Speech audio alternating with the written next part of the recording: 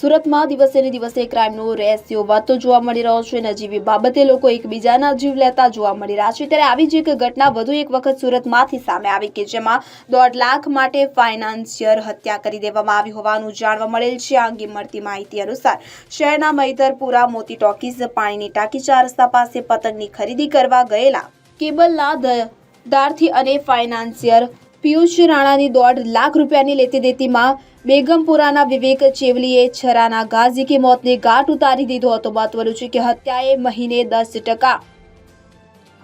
મહિને 10% વ્યાજે રૂપિયા લીધા હતા. હત્યારો ફાઇનાન્સિયરને વ્યાજ આપતો હતો પરંતુ મુદત જમા કરાવતો ન હોવાથી ઝઘડા થતા હતા, જેને લઈ શખ્સે પિયુષે મોતને ઘાટ ઉતારી દીધો હતો. ઘટનાને પગલે આસપાસના લોકો દોડી આવ્યા હતા. ઇજાગ્રસ્તને ખાનગી હોસ્પિટલ ખાતે ખસેડવામાં આવ્યો હતો. જો કે સારવાર મળતા પહેલા જ તેનું મોત નીપજ્યું હતું, જેથી આ મામલે પોલીસે ગોલવાડા પિયુષ રાણાની હત્યા કરનાર વિવેક ચેવલીની મોડી રાત્રે ધરપકડ કરી હતી. નરેશ સિમરણ સાથે CN24 ન્યૂઝ સુરત.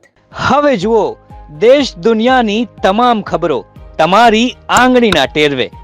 ઉઠાવો મોબાઈલ અને Google Play Store પરથી ડાઉનલોડ કરો અમારી CN24 ન્યૂઝ મોબાઈલ એપ.